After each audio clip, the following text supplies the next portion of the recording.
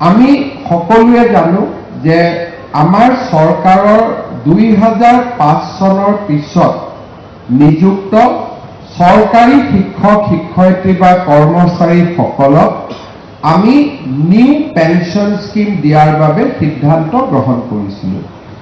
New pension scheme আছিলে যে চৰকাৰ আৰু কৰ্মচাৰীজনৰ অংশীদাৰিত্ব। এতিয়া অহা 1 এপ্ৰিলৰ পৰা কাৰ্যকৰী হোৱাকৈ আমি NPS যিসকল চৰকাৰী কৰ্মচাৰী আছে তেওঁলোকক আমি UPS অৰ্থাৎ ইউনাইটেড পেনশন স্কিমলৈ লৈ যাবলৈ সিদ্ধান্ত গ্ৰহণ কৰিছোঁ। ইয়াৰ ফলত দুটা ধাৰাৰ সৃষ্টি হ'ব। 10 বছৰতকৈ কম চাকৰি থকা সকলে এটা নিৰ্দিষ্ট পেনশনৰ পুঁজি লাভ কৰিব আৰু যিসকলৰ আৰু এটা পিৰিয়ড চাকৰি তেওঁলোকে সমাপন কৰিব তেওঁলোকে সম্পূৰ্ণভাৱে চৰকাৰৰ পেনশন TADA বা যাক আমি ডিয়াৰনেছ এলাউন্স বুলি কওঁ এই গোটেইবিলাক পেনশনৰ লগত জড়িত হৈ পৰিব। মই ভাবো যে আমাৰ অতিৰিক্ত শিক্ষকসকল যিসকল আছিল দুটা স্লেপত যাৰ 10 বছৰ চাকৰি আছে তেওঁলোকে এটা নিয়মত আৰু যাৰ 25 বছৰ চাকৰি আছে তেওঁলোকে এটা নিয়মত UPSৰ পৰা সুবিধা পাবলৈ সক্ষম হ'ব, যিটো অহা আমাৰ বিত্তীয় বৰ্ষৰ বাজেটত তাৰ প্ৰতিফলন ঘটিব। আৰু সেই বিষয়ে মই বহুত ডিটেইলছত ক'ব খোজা নাই, কিন্তু নিশ্চিতভাৱে যোৱা কালিলৈকে য'ত আমাৰ পেনশনৰ একেবাৰে সুবিধা নাছিলে এতিয়া আমি 10 বছৰ চাকৰি থকা সকলে চৰকাৰৰ পৰা এটা নিৰ্দিষ্ট পেনশন লাভ কৰিবলৈ আমি সক্ষম হ'ম। দ্বিতীয়তে চিকিৎসাৰ ক্ষেত্ৰত মুখ্যমন্ত্ৰীৰ লোকসেৱা আৰোগ্য যোজনা। এই যোজনাৰ জৰিয়তে আমাৰ বেমাৰ আজাৰ হোৱাৰ লগে লগে আমি চৰকাৰৰ পৰা সম্পূৰ্ণ ট্ৰিটমেণ্টৰ বাবে প্ৰয়োজনীয় ধন লাভ কৰিব পাৰিম। আৰু আজি নিয়মীয়া হোৱা কৰ্মচাৰীসকলক মই অনুৰোধ কৰিম যে আমাৰ চাকৰিত যোগদান কৰাৰ পিছত প্ৰথম দৰমহা পোৱাৰ লগে লগে আমি যাতে নিজক মুখ্যমন্ত্ৰী লোকসেৱা আৰোগ্য যোজনাৰ অধীনত আমি নিজকে যাতে অন্তৰ্ভুক্ত কৰি লওঁ। ইয়াৰ ফলত আমি ৰেগুলাৰ মেডিকেল ৰিইম্বাৰ্সমেণ্ট পাবলৈ সক্ষম হ'ম। CGHC চেন্ট্ৰেল গভৰ্ণমেণ্টৰ ৰেট অনুসৰি বা তালিকা অনুসৰি আমি নিৰ্দিষ্টভাৱে এই সুবিধাসমূহ যি নিয়মীয়া চৰকাৰী কৰ্মচাৰীয়ে পাব পাৰে সেইখিনি সুবিধা আমি লাভ কৰিবলৈ সক্ষম হ'ম। তৃতীয়তে আমাৰ যিখিনি অতিৰিক্ত শিক্ষক আজি নিয়মীয়া শিক্ষক হ'ল জ্যেষ্ঠতাৰ ভিত্তিত এতিয়া তেওঁলোকে বিভিন্ন বিদ্যালয়ৰ অধ্যক্ষ বা উপাধ্যক্ষ হ'বৰ কাৰণেও তেওঁলোকে যোগ্যতা অৰ্জন কৰিব। আৰু সেই ক্ষেত্ৰত আজি ইমান দিনে আমাৰ যি বাধা আছিলে যে অতিৰিক্ত শিক্ষক কাৰণে আমি কেতিয়াও হেডমাষ্টাৰ হ'ব নোৱাৰো বা প্ৰধান শিক্ষক হ'ব নোৱাৰো, অধ্যক্ষ হ'ব নোৱাৰো, সেই বাধা আজিৰ পৰা আঁতৰি যাব।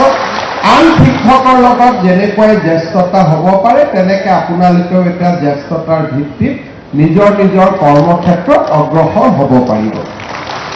ইয়াৰ পিছত আমাৰ চৰকাৰে অলপতে ষ্টেট বেংক অফ ইণ্ডিয়াৰ লগত কথা পাতি কেইটামান চৰকাৰী কৰ্মচাৰীৰ বাবে বিশেষ সুবিধা পাবলৈ সক্ষম হৈছে।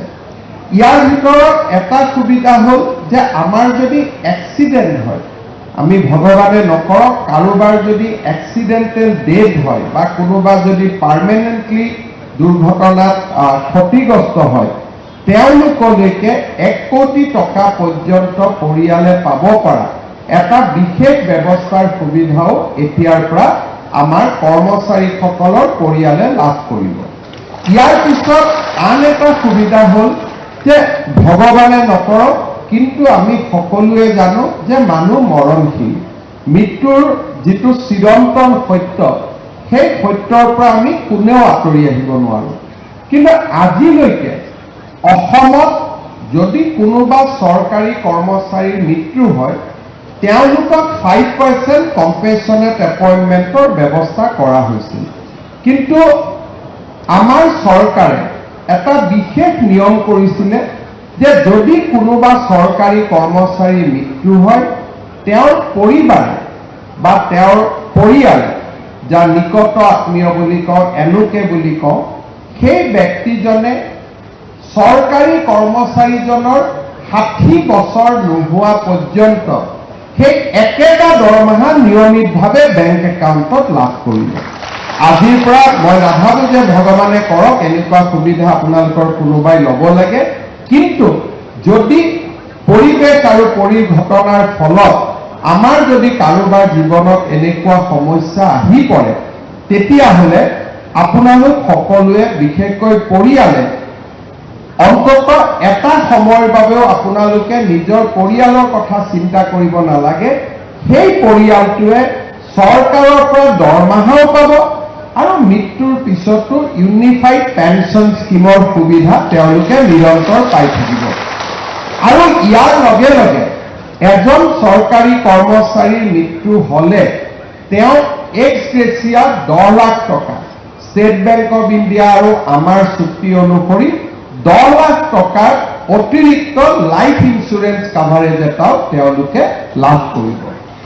এই গোটেইখিনি সুবিধাৰ লগে লগে আজিৰে পৰা আপোনালোকে আপোন বাহন আৰু আপোন ঘৰ আঁচনিটো ষ্টেট বেংক অফ ইণ্ডিয়াৰ পৰা আপোনালোকে লোন পাবলৈ সক্ষম হ'ব। আৰু আপোনালোকে জানে যে এই লোন আগতে 15 লাখ টকা আছিল, এইবাৰ চৰকাৰে এই লোনৰ সীমা 30 লাখ টকালৈকে বৃদ্ধি কৰিছে। গতিকে 15 লাখ টকাৰ স্থানত আপোনালোকে 30 লাখ টকা পৰ্যন্ত লাভ কৰিব পাৰিব।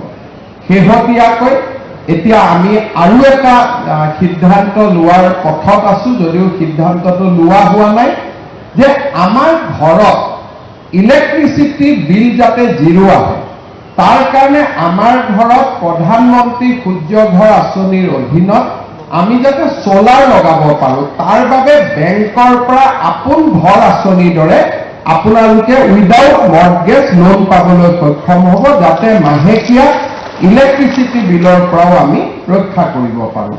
অৰ্থাৎ আজি আপোনালোকৰ এই অতিৰিক্ত শিক্ষকৰ পৰা নিয়মীয়া শিক্ষকলৈ হোৱা এই যাত্ৰাই প্ৰথম যিটো সুবিধা আনি দিব সেইটো হ'ব পৰিয়ালটো এটা সুৰক্ষা চক্ৰৰ মাজলৈকে লৈ যাব। আজি মই গৌৰৱ অনুভৱ কৰোঁ, আমাক বহুতে বিভিন্ন ধৰণে কথা কৈ থাকে, কিন্তু কোনোবা চৰকাৰী কৰ্মচাৰীৰ মৃত্যু হলে আজি অসম চৰকাৰে যি সুৰক্ষাৰ চক্ৰ তেওঁলোকক দিব পাৰে, ভাৰতৰ কোনো ৰাজ্যত কোনো চৰকাৰী কৰ্মচাৰীক এনে সুৰক্ষা দিব পৰা নাই। আৰু এই সুৰক্ষাৰ কাৰণে আজি অসমৰ বিভিন্ন চৰকাৰী কৰ্মচাৰী উপকৃত হৈছে। আৰু কৃতজ্ঞ পৰিয়ালসমূহক মই যেতিয়া লগ পাওঁ তেওঁলোকে স্পষ্টভাৱে তেওঁলোকে আমাক জনায় যে ছাৰ আপোনালোকে লোৱা সিদ্ধান্তৰ কাৰণে প্ৰতি মাহৰ 1 তাৰিখে মোৰ স্বামীৰ মৃত্যুৰ পিছতো মোৰ একাউণ্টত দৰমহা একেই ধৰণে আহি আছে। এনেকুৱা ধৰণৰ সুৰক্ষা চক্ৰ কোনো ৰাজ্যতে আজিলৈকে কোনো চৰকাৰে দিব পৰা নাই। যোৱাবাৰ একাউণ্টেণ্ট জেনেৰেল অফ আছামে ইয়াৰ ওপৰত এডভাইচ কমেণ্ট দিয়াৰ পিছতো আমি ৰাজ্য চৰকাৰৰ কৰ্মচাৰীসকলৰ বৃহত্তৰ স্বাৰ্থৰ খাতিৰত এনেধৰণৰ সিদ্ধান্তসমূহৰ লগত আমি খুব দৃঢ়তাৰে সৈতে থিয় দি আছো। আৰু তাৰ ফলত আজি ৰাজ্য চৰকাৰৰ কৰ্মচাৰীসকলে আটাইতকৈ বেছি নিৰাপত্তাৰ সুবিধা পাব পাৰিছে। ইয়াৰ লগত আপোনালোকে আহিবলগীয়া দিনত আৰু এটা সুবিধা পাব, সেইটো হৈছে আমি পাৰস্পৰিক ট্ৰান্সফাৰৰ যিটো পৰ্টেল খোলো, এইবাৰৰ পৰা আপোনালোকে সেই পৰ্টেলতো ট্ৰান্সফাৰৰ বাবেও আবেদন কৰিবলৈ সুবিধা পাব। 25 চনত নাপাব, 26 চনত আমি তাৰো সুবিধা আপোনালোকৰ বাবে মুকলি কৰি দিম। যোনে ঘৰৰ বহুত দিন দূৰত আছে, নিজৰ মাজত ট্ৰান্সফাৰ কৰিব খোজা, নিজৰ মাজত বুলি কওঁতে এতিয়া পৰিসৰটো ডাঙৰ হ'ব। আগতে নিজৰ মাজত বুলি কওঁতে আপোনালোকে অকল এডিশ্যনেল টিচাৰ 4000 বুলি ভাবিছিল, এতিয়া এই পৰিয়ালটো 30,000 শিক্ষকৰ মাজত হ'ব বা 40,000 শিক্ষকৰ মাজত হ'ব। এটা ডাঙৰ পৰিয়ালৰ মাজত পাৰস্পৰিক ট্ৰান্সফাৰ বা পাৰস্পৰিক বুজাবুজি ট্ৰান্সফাৰৰো সুবিধা আপোনালোকে লাভ কৰিবলৈ সক্ষম হ'ব। অৰ্থাৎ আপোনালোকে যোৱাকালি যি পৰিৱেশত আছিলে তাতকৈ যথেষ্ট উন্নত পৰিৱেশৰ মাজলৈ আমি গতি কৰিব পাৰিম। বিশেষকৈ মই দুটা ক্ষেত্ৰত আনন্দিত যে আপোনালোকৰ মাজৰ 90% পেঞ্চনৰ সুবিধা পাব পাৰিব, যিটো আজিলৈকে এটকাৰো পেঞ্চনৰ সুবিধা আপোনালোকৰ নাছিলে। আৰু দ্বিতীয়তে মেডিকেল ৰিইম্বাৰ্সমেণ্ট, আমি যিমানে 60ৰ ওচৰলৈকে গৈ থাকিম, মোৰে হওক বা মোৰ পৰিয়ালৰে হওক, মেডিকেল যিটো কষ্ট, সেই মেডিকেল কষ্টটো ইমান বেছি হয় যে এতিয়া আপোনালোকে সেই মেডিকেল কষ্টটো চৰকাৰৰ পৰা ৰিইম্বাৰ্সমেণ্টৰ সুবিধা পাব।